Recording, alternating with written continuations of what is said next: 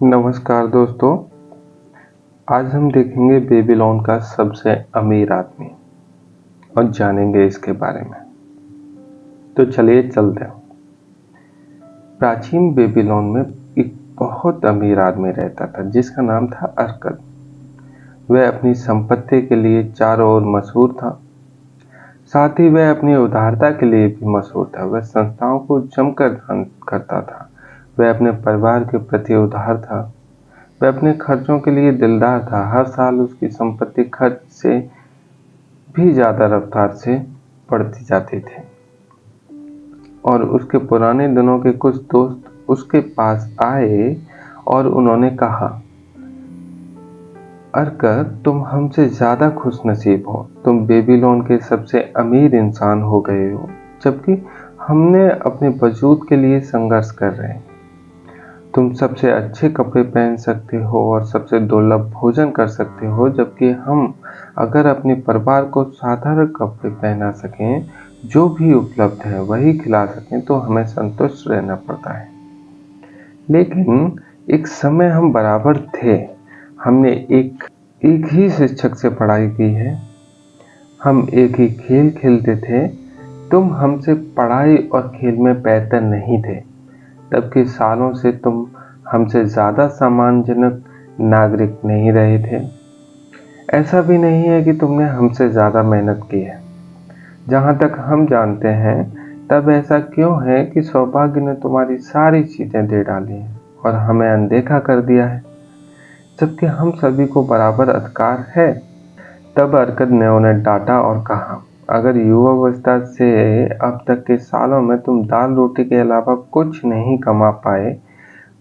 कमा सके, तो इसका कारण है कि तुमने अपने नियमों को नहीं सीखा और जाना, और जिनसे संपत्ति बनती है। सौभाग्य एक ऐसी देवी है जो किसी का स्थायी भला नहीं करती। इसके विपरीत वह उस हर एक इंसान को बर्बाद कर डालती है जिस पर बिना मेहनत के स्वर्ण की बारिश होती है। वह अनियंत्रित लोगों को खर्चीला बना देती है, जो पाई गई संपत्ति को लौटा देते हैं, और उनमें ऐसी इच्छाएं पैदा हो जाती हैं जो वह पूरा नहीं कर पाते। लेकिन बाकियों पर वह कृपा दिखाती है तो वे कंजूस बन जाते हैं और संपत्ति को जमा करने लगते हैं और खर्चे करने से डरते हैं, क्योंकि उन्हें नहीं लगता कि वे दोबारा कमा पाएंगे। वे डाकुओं के डर से घबराए रहते हैं और अपने खालीपन और दुख में ढकेल देते हैं।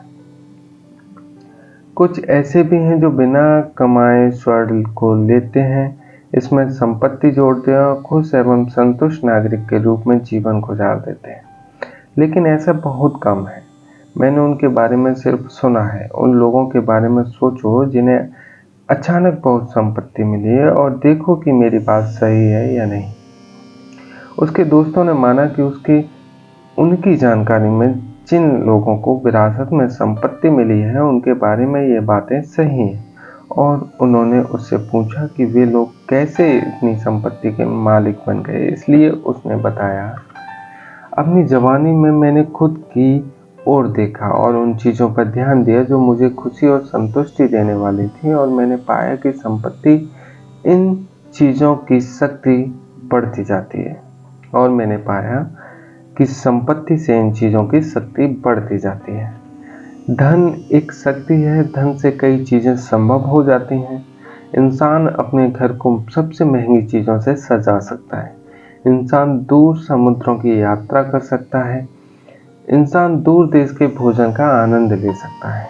इंसान सुनारों और पत्थरों पर पॉलिश करने के बनाए आभूषण पहन सकता है। इंसान देवताओं के बड़े बड़े मंदिर बना सकता है। इंसान वे सारी चीज़ें और कई अन्य चीज़ें कर सकता है जिससे इंद्रियों को सुख मिलता है और आत्मा को संतुष्टि मिलती है। और जब मैंने ये महसूस किया, मैंने ये निर्णय लिया कि मैं जिंदगी की सारी अच्छी चीज़ों का आनंद लूँगा। मैं वह इंसान बनूंगा जो दूर रहकर चीज़ों को देखते हैं और दूसरों को चीज़ों का आनंद लेते ईर्ष्या से देखते हैं। मैं सबसे सस्ते कपड़े नहीं पहनूंगा जिसमें सम्माननीय दिखूं। मैं एक गरीब इंसान की चीज़ों से संतुष्ट नहीं होऊंगा। बदले में मैं अपने आप को अच्छी चीज़ों के बाजार में मेहमान बनाऊंगा। एक सामान्य व्यापारी का बेटा होने के कारण जिसके पास बड़ा परिवार होने के विरासत की कोई उम्मीद नहीं थी, और जैसा तुमने कहा, जिसके पास ज़्यादा बुद्धि और प्रतिभा नहीं थी, मैंने तय किया कि मुझे अपनी इच्छाएं पूरी करने के समय और अध्ययन की ज़रूरत होगी। जहाँ तक कि समय की बात है, इस इंसान के पास यह प्रचुर मात्रा में उपलब्ध है। तुम में से हर एक के पास खुद को अमीर बनाने का पर्याप्त समय है। तब भी तुम स्वीकार करते हो कि तुम्हारे पास अच्छे परिवारों के अलावा कुछ भी दिखाने लायक नहीं है जिस पर तुम्हें गर्व हो। जहाँ तक अध्ययन की बात है, क्या हमारे बुद्धिमान शिक्षक ने नहीं सिखाया था कि हमने 2 चीज़ें सीखी हैं। पहली वे चीज़ें जिन्हें हमने सीखा है और जिन्हें हम जानते हैं। दूसरा वह प्रशिक्षक जिसने हमें सिखाया है कि हम उन चीज़ों को कैसे खोजें जिन्हें हम नहीं जानते हैं। इसलिए मैंने तय किया कि संपत्ति अर्जित करने का तरीका सीखूंगा और उसे सीखने के बाद उसे मैं अच्छी तरह से आजमाऊंगा।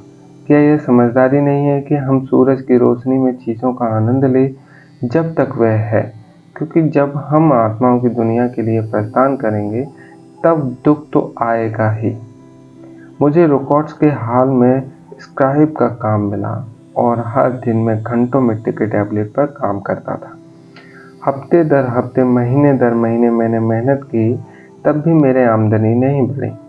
भोजन, कपड़े, ईश्वर के लिए दान और बाकी चीज़ें मेरी आमदनी को खा जाती थी, लेकिन मेरे संकल्प ने मेरा साथ नहीं छोड़ा। और एक दिन अलगमिस, जो पैसे उधार देता था, शहर के मालिक के घर आया और उसने 9वें नियम की कॉपी ऑर्डर की और उसने मुझसे कहा कि मुझे ये 2 दिन में चाहिए। अगर ये काम समय पर हो गया तो मैं तुम्हें तांबे के 2 सिक्के दूंगा। इसलिए मैंने मेहनत की, लेकिन वह नियम लंबा था और जब अलगमिस लौटा तब तक काम अधूरा था। वह गुस्से में था और मैं उसका गुलाम था। वह मुझे पीट सकता था, लेकिन ये जानते हुए कि शहर का मालिक उसे ऐसा नहीं करने देगा, मैंने निडर होकर कहा, अलगमिस, आप बहुत अमीर हैं। मुझे बताइए कि मैं कैसे अमीर बनूं। मैं सारी रात जाग कर मिट्टी पर लिखूंगा और जब सूर्य उगेगा तब तक आपका काम खत्म हो चुका होगा। वह मुझ पर मुस्कुराया। उसने जवाब दिया, तुम एक हिम्मती गुलाम हो, पर हम एक समझौते को मानते हैं। पूरी रात मैं लिखता रहा, हालांकि मेरी पीठ में दर्द होता रहा और गन से मेरे सिर में दर्द होने लगा, जिससे मेरी आंखें देख नहीं पा रही थी। लेकिन जब वह वापस लौटा तब तक टैबलेट पूरा बन चुके थे। अब मैंने कहा, मुझे बताइए जो आपने वादा किया था। बेटे, तुमने अपने हिस्से का वादा पूरा किया। उससे मुझे मिठास से बात की और अब मैं अपने वादा पूरा करूँगा। मैं तुम्हें वह चीज़ें बताना चाहता हूँ जो तुम जानना चाहते हो, क्योंकि मैंने बूढ़ा हो रहा हूँ और बूढ़े लोगों की जुबान काफ़ी चलती है। और जब युवावस्था सलाह लेने बुढ़ापे के पास आती है तो उसे सालों का ज्ञान मिलता है, लेकिन कई बार युवावस्था को लगता है कि बुढ़ापे को सिर्फ बीते समय की जानकारी है, इसलिए उसे पूरा लाभ नहीं मिलता। युवावस्था के विचार उसने कहा, उस धूमकेतु के चमकीले होते हैं जो आकाश को चमका डालते हैं, लेकिन बुढ़ापे का ज्ञान उन तारों की चमक की तरह होता है जो कभी नहीं बदलते और जिससे जहाजी दिशाओं का पता चलता है। मेरे शब्दों को याद रखो, क्योंकि अगर तुमने ऐसा नहीं किया तो तुम उस सच को नहीं पकड़ पाओगे जो मैं बताना चाह रहा हूँ, और तुम्हें लगेगा कि तुम्हारी रात की मेहनत बर्बाद हो गई। तब उसने मेरी ओर अपनी घनी भौहों के बीच चतुराई से देखा और एक धीमी लेकिन मजबूत आवाज से कहा, मैंने संपत्ति का रास्ता तब पाया जब मैंने सीखा मेरी कमाई का एक हिस्सा मुझे अपने लिए बचा कर रखना है, और तुम भी ऐसा ही करोगे। तब वह मुझे भीगने वाली नजरों से देखता रहा। उसने कुछ नहीं कहा, बस इतना ही। मैंने पूछा, ये एक भेड़ चराने वाले सूदखोर में बदलने के लिए काफ़ी था। उसने जवाब दिया, लेकिन जो मैं कमाता हूँ वह सब मेरे लिए ही है ना? मैंने पूछा, नहीं, ऐसा नहीं है। उसने जवाब दिया, तुम्हें दर्जी याद नहीं है? क्या तुम्हें मोची पैसे नहीं देते? क्या तुम खाने के पैसे नहीं देते? क्या तुम बेबीलोन में बिना पैसे के खर्च किए रह सकते हो? पिछले महीने की कमाई के बारे में तुम्हारे पास बताने के लिए क्या है, और पिछले साल की कमाई के बारे में? मूर्ख, तुम सबको पैसे देते हो, खुद को नहीं देते। बेवकूफ, तुम दूसरों के लिए मेहनत करते हो, इससे अच्छा है कि गुलाम बन जाओ और उस मालिक के लिए काम करो जो खाने और पहनने के लिए देता है। अगर तुम अपनी कमाई का 10वां हिस्सा बचाकर रखते हो तो साल भर में तुम्हारे पास कितना ज्यादा जमा हो जाता। मेरे गणित के ज्ञान ने मुझे छोड़ा नहीं था और मैंने जवाब दिया जितना मैं साल भर में कमाता हूँ। तुम आधा सच कह रहे हो, उसने जवाब दिया। स्वर्ण का जो हिस्सा तुम बचाते हो उसे तुम्हारे लिए काम करना है। इससे जो तांबे का सिक्का कमाते हो वह ऐसा बच्चा है जो तुम्हारे लिए काम करेगा। अगर तुम्हें अमीर बनना है तो तुम्हें कमाई का एक हिस्सा बचाना होगा और इसके बच्चों को कमाना होगा। इससे तुम्हें वह संपत्ति मिलेगी जो तुम चाहते हो।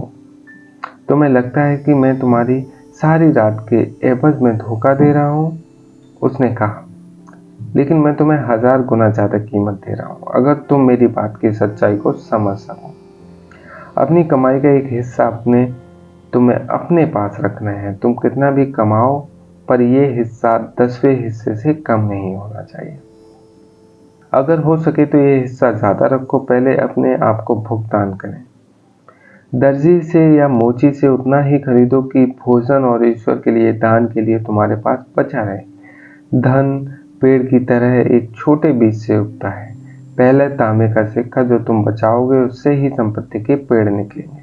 जितना जल्दी बीज बोओगे उतना ही जल्दी पेड़ निकलेंगे और इस पेड़ को बचत से ज्यादा खाना और पानी दोगे उतनी ही जल्दी तुम्हें इनकी छाया मिलने लगेगी। ऐसा कहकर वह अपनी टेबलेट को लेकर चला गया। उसने जो कहा था मैं उसके बारे में सोचता रहा और उसकी बातें मुझे सही लगी, इसलिए मैंने तय किया कि मैं इसे आजमाऊंगा। जब भी मुझे पैसे मिले मैंने हर 10 तांबे के सिक्कों में से एक को छुपा लिया। भले ही सुनने में अजीब लगे पर मेरे पास पैसे की कमी नहीं रही।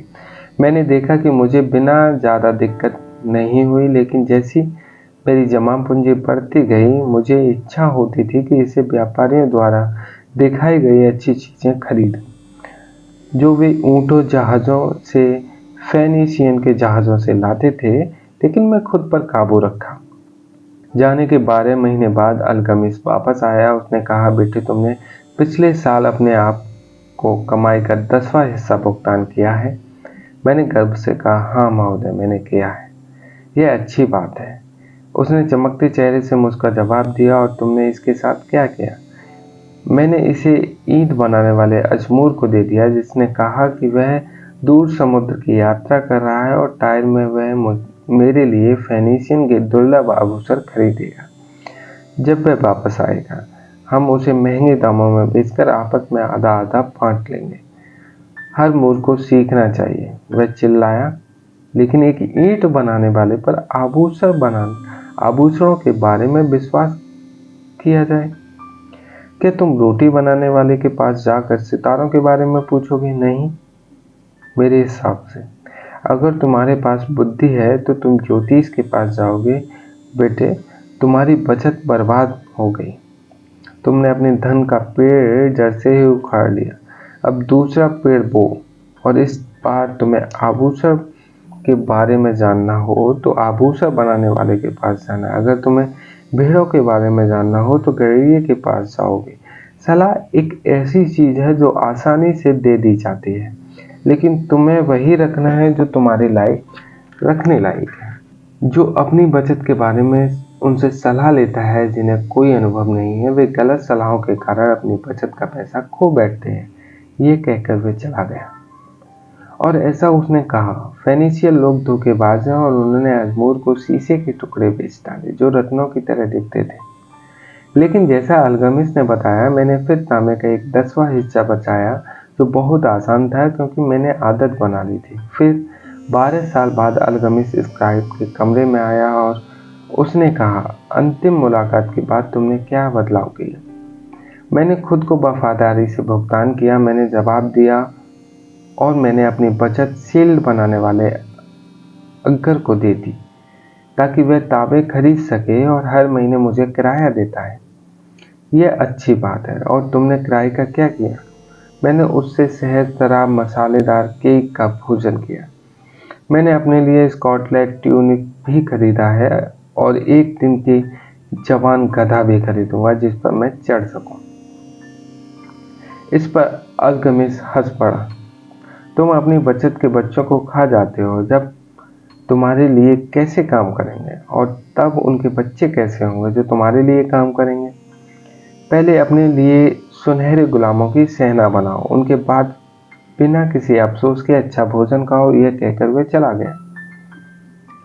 उसके बाद मैंने उसे 2 सालों के लिए नहीं देखा। एक बार जब वह फिर लौटा तब उसके चेहरे पर भारी रेखाएं थी और उसकी आंखें बोझिल थी, क्योंकि वह बूढ़ा हो रहा था। और उसने मुझसे कहा, अरकद, क्या तुमने संपत्ति बना ली जिसका तुमने सपना देखा था?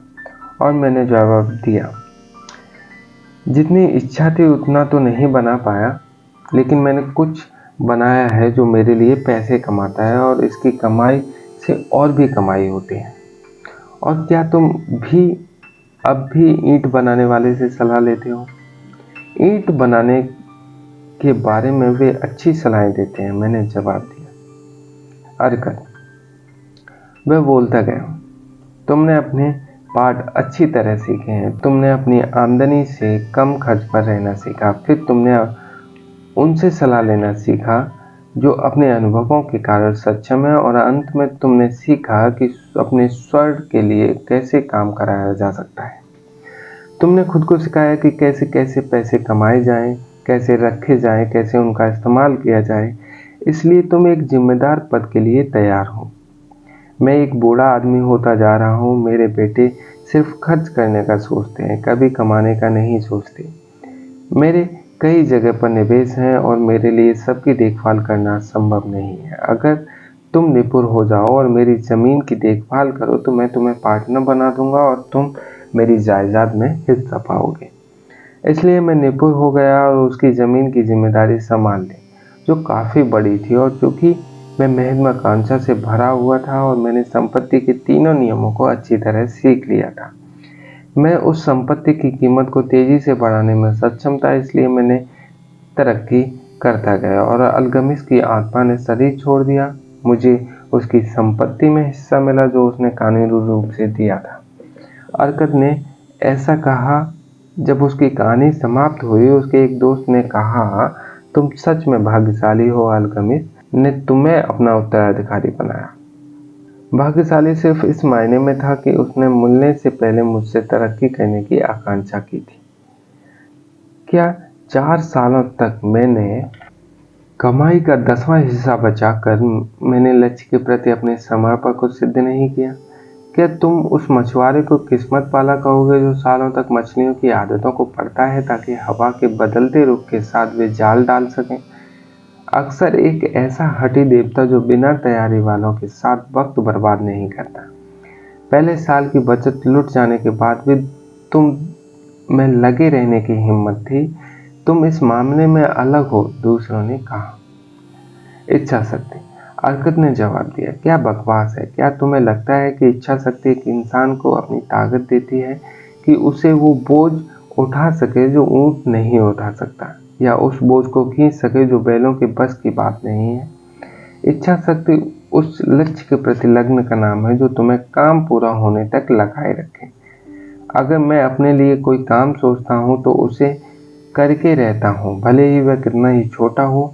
इसके बिना मुझ में बड़े कामों को करने का आत्मविश्वास कैसे आएगा? अगर मैं अपने आप को कहता हूँ 100 दिनों के लिए मैंने शहर के पुल पर चलूँगा और नदी में एक पत्थर फेंकूंगा, तो मैं ये करता हूँ। अगर 7वें दिन मैं ऐसा करना भूल गया तो मैं खुद से ये नहीं कहता कि कल मैं 2 पत्थर डालूंगा जो इस कमी को पूरा कर देंगे।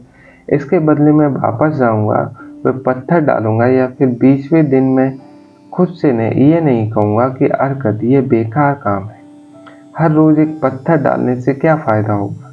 एक ही बार में मुट्ठी भर डाल दो और हो जाएगा। नहीं, मैं कभी ये नहीं कहूँगा और ना करूँगा। जब खुद के लिए कोई काम सोचता हूँ तो मैं इसे पूरा करता हूँ। इसलिए सावधान रहता हूँ कि मैं मुश्किल और अव्यावहारिक काम शुरू नहीं करता, क्योंकि मुझे खाली बैठना पसंद है। और तब दूसरे दोस्त ने कहा, अगर आप कहते हैं वह सही है और ऐसा लगता है कि आप सही कह रहे हैं, तो इस चीज़ को अगर हम हर इंसान करे तो उसे कभी संपत्ति की कमी नहीं होगी। जरा भी इंसान ऊर्जा डालता है वहाँ संपत्ति बढ़ती है। हरकत ने जवाब दिया, अगर एक अमीर इंसान नया महल बनाता है तो इसके द्वारा कमाया स्वर्ण खो जाता है। नई ईंट बनाने वाले के इसमें हिस्सा होता है, मजदूर का इसमें हिस्सा होता है और कलाकार का इसमें हिस्सा होता है। इस घर पर मेहनत करने वाले इंसान का इसमें हिस्सा होता है। लेकिन जब महल बनकर तैयार होता है तो क्या ये अपनी कीमत से ज़्यादा मूल्य का नहीं होता? और इससे जुड़ी ज़मीन क्या ज़्यादा कीमती नहीं होती? संपत्ति जादुई तरीके से बढ़ती है और इंसान इसकी सीमा नहीं आंक सकता। क्या फेनिशियन लोगों ने बंजर धरती पर उस पैसे से महान शहर नहीं बनाए जो समुद्र पर होने वाले व्यापार से आते हैं? तब आप हमें क्या सलाह देते हैं जिससे हम भी अमीर बन जाएं? उसके एक दोस्त ने कहा। साल गुजर गए और हम उतने युवा नहीं रहे, हमारे पास कुछ भी नहीं बचा।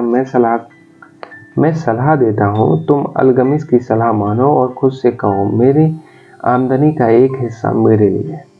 सुबह उठने पर सबसे पहले खुद से कहो, इसे दोपहर में कहो, इसे रात में कहो, इसे रोज हर घंटे कहो, इससे खुद से इतनी बार कहो कि ये शब्द आकाश में आग से बने अक्षरों की तरह छा जाए। अपने आप में ये आइडिया अच्छी तरह से डाल दो, अपने आप को इस विचार से भर दो, फिर भी हिस्सा सही लगे वह ले लो। यह हिस्सा 10% से कम नहीं होना चाहिए। अपने अन्य खर्चों को इस तरह करो कि संभव हो सके, लेकिन पहले वाला हिस्सा निकालो। जल्द ही तुम यह महसूस करोगे कि तुम उस खजाने के मालिक होना से कितना फर्क पड़ता है जो सिर्फ तुम्हारा है। जैसे जैसे ये बढ़ेगा तुम्हें आनंदित करेगा, जीवन का नया जोश तुम में भर जाएगा। ज़्यादा कमाने के और भी रास्ते खुलेंगे, क्योंकि ज़्यादा आमदनी होने पर भी तुम उतना प्रतिशत अपने लिए रखोगे ना। तब अपने खजाने से अपने लिए काम कराना सीखो, इसे अपना गुलाम बना लो। इसके बच्चों और इसके बच्चों से बच्चों के लिए अपने लिए काम कराओ। अपने भविष्य के लिए एक आमदनी सुरक्षित कर लो। बूढ़े लोगों को देखो और ये मत भूल जाओ कि एक दिन तुम भी इनमें शामिल हो जाओगे। इसलिए अपने खजाने को इस तरह से निवेश करो कि वह 88 गुना हो जाए। निवेश पर बहुत ज़्यादा वापसी की दरों से सावधान रहो, क्योंकि ये वे धोखेबाज घटिया जो लापरवाह इंसान को बर्बाद कर डालती है। अपने परिवार के लिए इंतजाम कर लो, ताकि भगवान के पास तुम्हारे जाने के बाद भी उनकी जरूरतें पूरी हो सके। ऐसी सुरक्षा के लिए यह हमेशा संभव है कि थोड़े अंतराल पर उन्हें भुगतान होता रहे। इसलिए सावधान इंसान ऐसी जरूरतों के लिए किसी बड़ी रकम के इंतजार में नहीं रहता। समझदार लोगों से सलाह लो, उन लोगों की सलाह लो जिनका काम पैसा संभालना है। वे तुम्हें वैसी गलत करने से बचाएंगे जो गलती मैंने ईंट बनाने वाले अजमूर को पैसे देकर की थी। खतरे से ज़्यादा अच्छा है कि थोड़ा और सुरक्षित रिटर्न मिले। जब तक जिंदगी है उसका आनंद लो। खुद पर ज़्यादा बचत के लिए दबाव मत डालो। अगर सिर्फ 10वां हिस्सा बचा सकते हो तो उतना ही बचाओ, अन्यथा अपनी आमदनी के हिसाब से रहो। कंजूस बनकर खर्च करने से मत डरो। जिंदगी अच्छी और समृद्ध होती है उन चीज़ों से जिनका तुम आनंद उठाते हो। उसके दोस्त ने धन्यवाद दिया और वे चले गए। कुछ शांत थे क्योंकि उनके पास कल्पना शक्ति नहीं थी कि वे समझ नहीं सकते थे। कुछ व्यंग कर रहे थे क्योंकि उन्हें लगा था कि इतना अमीर इंसान कुछ संपत्ति अपने पुराने और कम भाग्यशाली दोस्तों को दे देगा।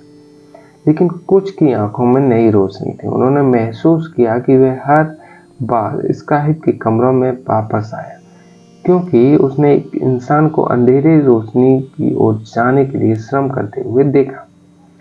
रोशनी मिलने के बाद उस इंसान के लिए एक स्थान प्रतीक्षा कर रहा था। कोई भी इंसान उस स्थान को भर नहीं सकता था जब तक वे अपनी समझ का विकास न कर लें और उस अवसर के लिए तैयार न हो जाए। ये वही लोग थे जिन्होंने अरकत से बार बार मुलाकात की और अरकत ने उनका स्वागत किया। उसने उन्हें सलाह दी और वैसी बातें सिखाई जो अनुभव से भरे लोग सिखाते हैं, और उसने उसकी बचत करने में सहायता की ताकि उन्हें अच्छा ब्याज मिले और वे ऐसे निवेशों में पैसे बर्बाद ना करें जिससे कोई लाभ नहीं मिलने वाला। इन लोगों की जिंदगी में बदलाव का मोड़ आया जब उन्होंने उस सत्य को सीखा जो अल्गमिस ने अरकत को और अरकत से उन तक आया था। अपनी आमदनी का एक हिस्सा अपने पास रखो। नमस्कार दोस्तों, आप सुन रहे थे बेबीलोन का सबसे अमीर आदमी की कहानी। आप बने रहिए मेरे साथ।